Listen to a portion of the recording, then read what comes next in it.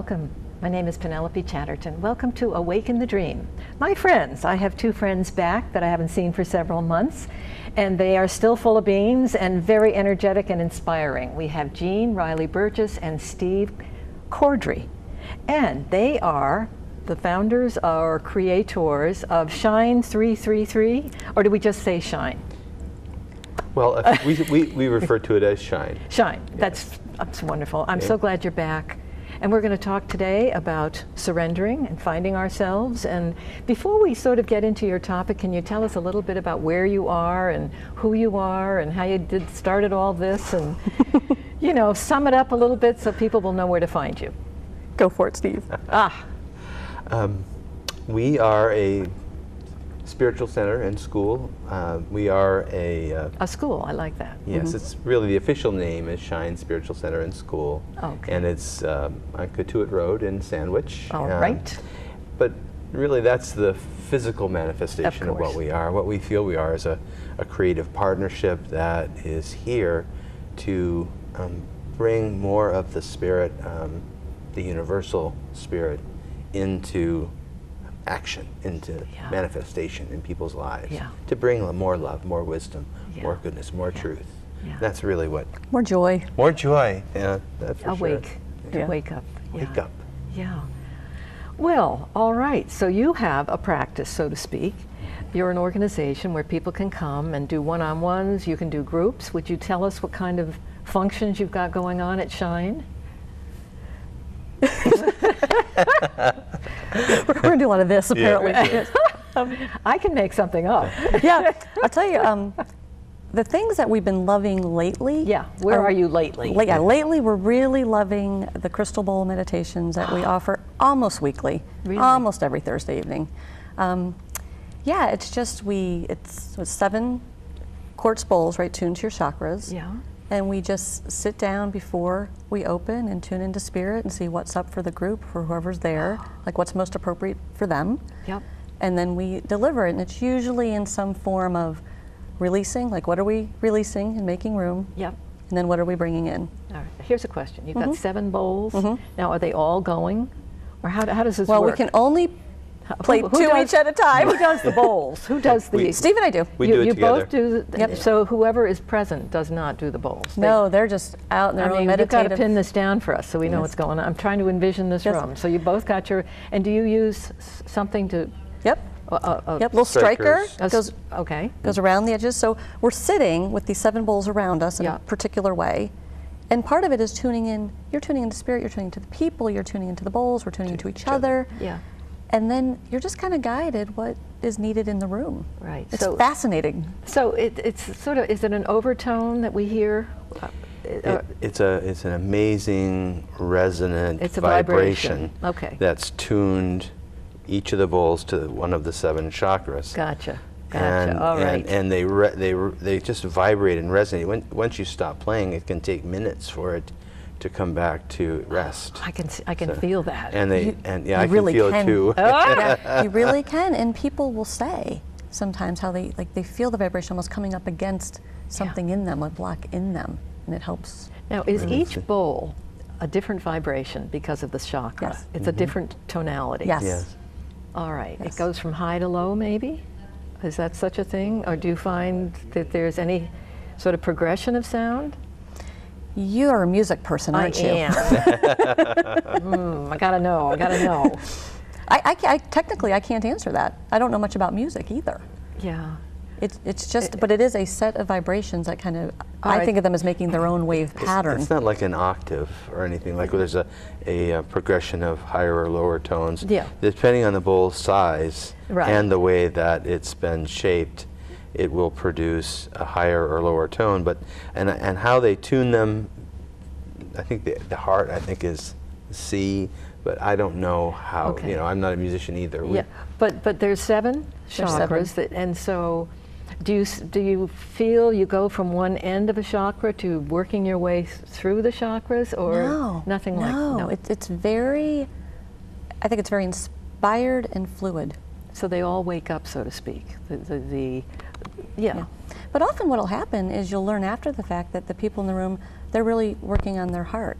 Like there's a commonality, or they're working on their sacral chakra. So you just find that you're naturally playing some bowls harder and more than others. Ah, really? And it's fun because then at the end when people share what they share, Yeah. inside we're going, ah, that makes sense Yeah. because Yeah. I've never played that throat bowl so much. We had that experience recently at a gathering of Unity ministers at Shine, and we found that day that we were playing the heart chakra bowl more than we ever have, and afterwards, we realized it made so much sense. These are very heart-centered people, and it just. And you just automatically flowed right into knowing where to go, whether it was out of your hands, and you just. Yes. You just do. Yes. You would love it, I think. I bet. You would love it. It really, I don't know exactly why it works. Yeah. But it really seems to help people get into a deeper meditative state. Yeah. It's called crystal bowls, or are they brass, or what are they? They're quartz crystal. Oh, There's other like Tibetan bowls or singing bowls that are the brass bowls. that's okay. Yeah. That's what I'm trying to figure. They're So these small. are quartz. They're big. Yeah, the biggest one is 20 inches across. How did you ever discover this to bring to Shine? I mean, where did? You know, I think I might have mentioned her last time we were here, but one of my primary teachers is a woman named Marianne Robat up in Lexington. Ah. And she had sometimes played them in our meditation work. And I just loved them. And it was something that we found that we were just sort of naturally doing together. We tune in to each other and to spirit and to the group, and Yeah. it just flows. It just Yeah. happens. Yeah, you're a Beautiful. magical team. There is some magic. I think so. Yeah, I mean, I'm sure that your souls somehow come together on a beautiful surrendered level and know what to do without your permission and just do it. Well, it's so funny. I mean, we told the story of how we met last time a little bit, but what's always been clear is it's like about healing, whether it's our individual healing or about working with others to heal. That's our primary mission. Yeah. And when gathering together with other folks is just incredible magic right there. I mean, just that energy together. Yes. Yeah, and the sharing and the surrender. And so bowls have come to Shine. Yeah. Yep. The bowls are The at bowls Shine. have come. They are in residence. And we use them. We use them in our classes and in our individual healing sessions. They're a marvelous tool to help people open up, to let go, Yeah. to connect to their higher selves. Yeah, we didn't talk about this on our last program, so new things keep coming up New things in this come. field. I mean, you think some days you've got it all and this is it and I'm going to rest. You don't plateau. Well, it's funny because we were talking in the car on the way here about this surrendering to your greatness. Yes. And how in our thinking, the way we're holding that is, can you really just live your life tuned into spirit and follow that inspiration? Like that is surrendering to your own greatness. I like that. Can you just My belief goes right there and no further. Yeah. Just rest in the everlasting arms and listen. and do because the bowls, like, what do we know about bowls? We can barely even tell you how they work. But yet we felt work. very inspired to play them. Yeah, yeah, So that was a lot like surrendering to your own greatness. What is it for you to do? yeah. And what's in the way of doing it? Yeah. I mean, I feel all of us, and everyone that walks in our door, everyone that is great beyond their own knowing. Yeah. And it's not so much, it's more of a matter of appreciating and connecting Yeah. to that soul that you are, which is Yeah. beyond this space and time, and Yeah. lives eternally in Yeah. those everlasting arms. Yeah. And just sort of getting whatever's in the way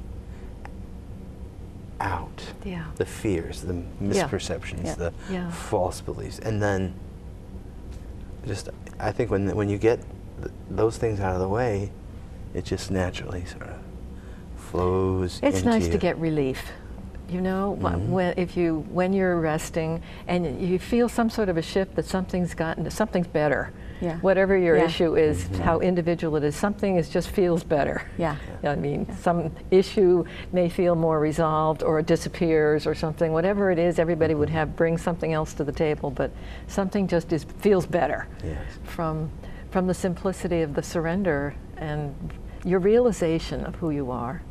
Yes. and that's also the focus of the teaching that we do. We do teaching together. We do teaching individually, Yeah.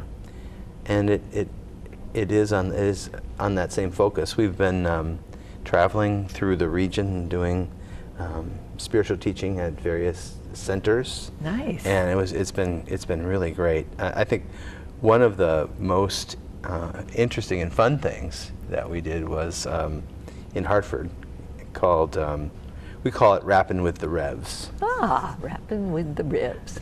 And it is again a challenge for us to sort of connect into what is Spirit offering through us to this larger group. We invite people to write their spiritual questions on a card. We put them in a basket, and we just pull them out and allow whatever comes to come.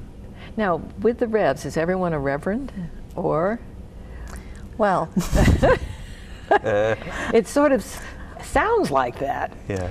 you're for sure a reverend, right? You're for Yeah. sure. I'm an ordained unity minister. Yeah. Yes. I've been a church minister for a dozen gonna years get to until I that. retired. Yes. Yep. Yeah. Yep. I was ordained in the Universal Life Church through my relationship with the internet. Wow. Good.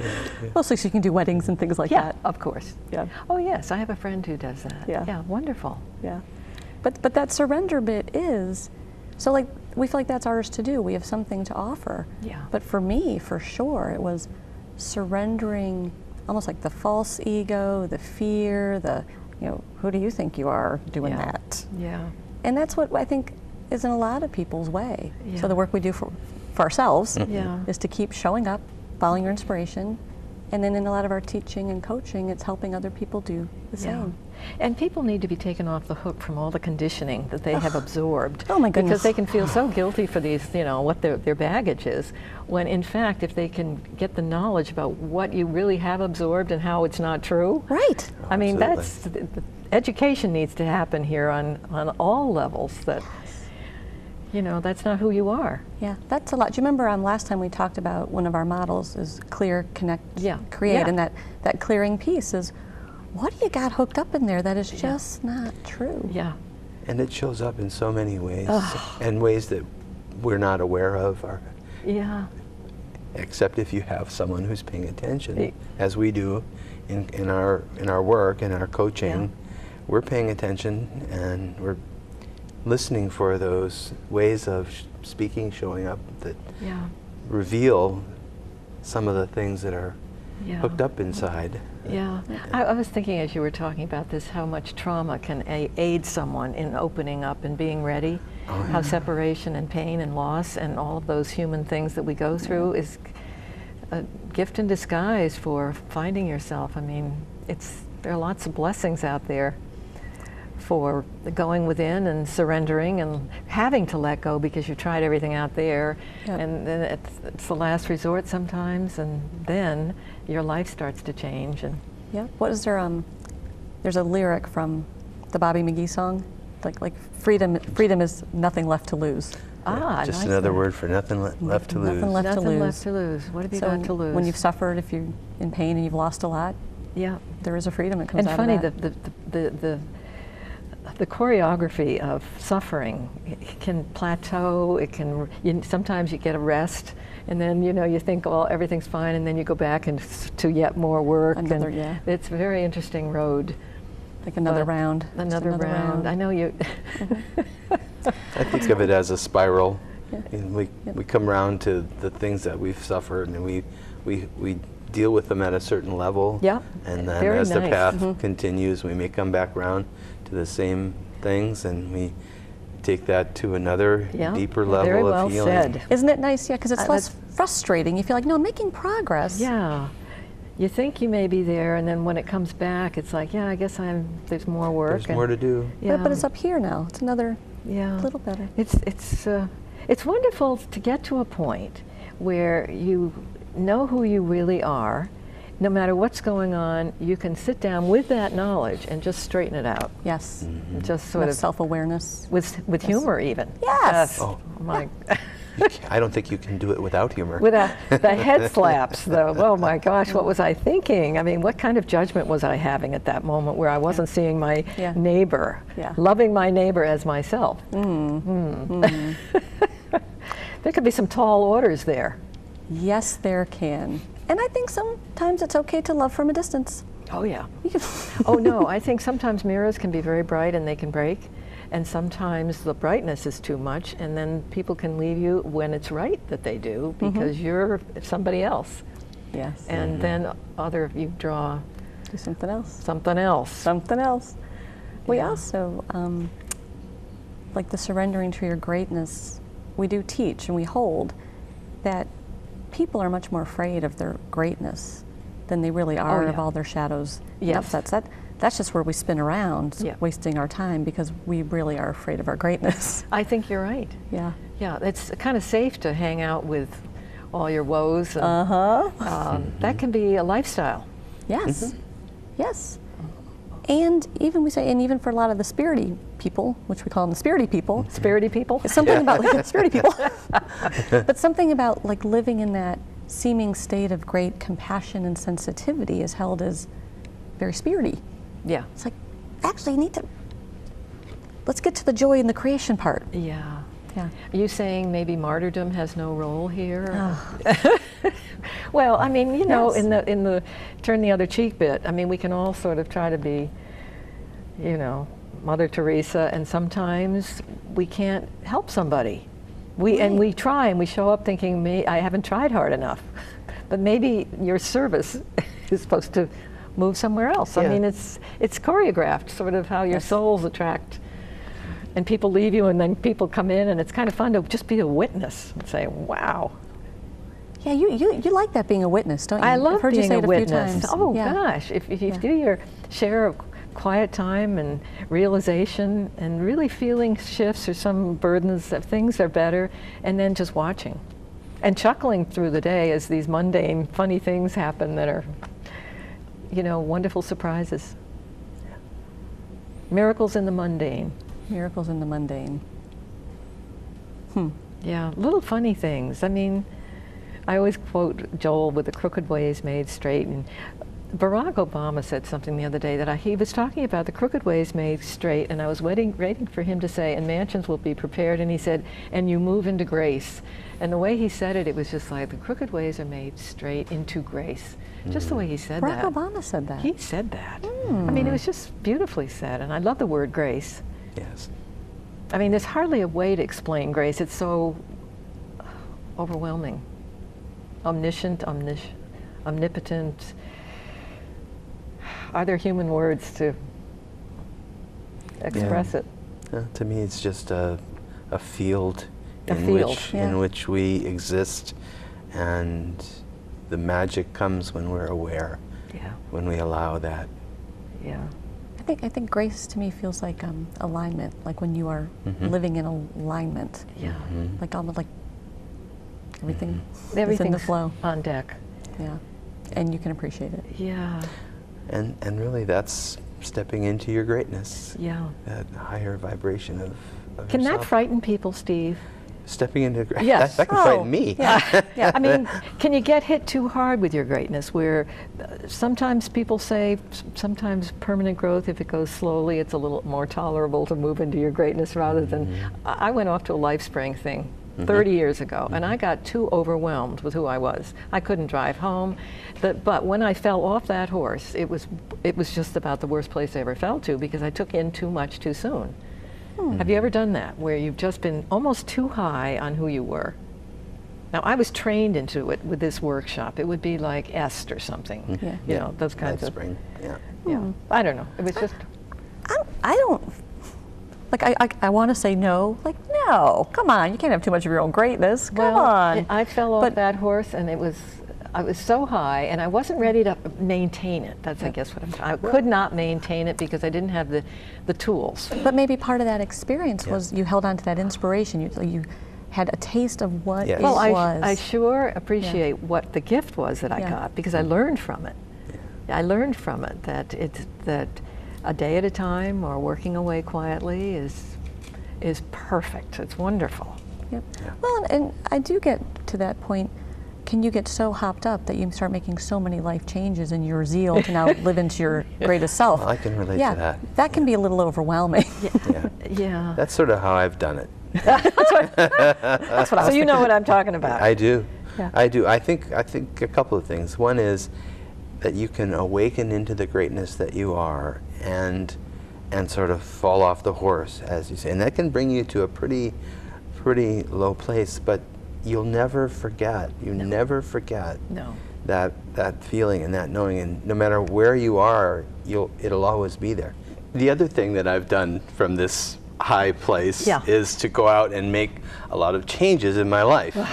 and then when you fall off the horse, you're dealing with a life that is much bigger than you've ever had, much different. Yeah. And fortunately, I think the daily practice that you talk about and the things that I've learned in working with Jeanne have helped me to sort of live into those changes more over time, to kind of get back into that space. We were talking earlier about it being frightening, and it can be, that sort of makes me think, yes, it was so wonderful, and to not hold on to it can be disappointing, to say the least, or you know, you wonder what happened, but you learn from that, and as you say, you never forget. Right. That experience. Now you have a concert coming up I want to hear about. Oh, thank you. Yes, we're very excited. Who's the singer?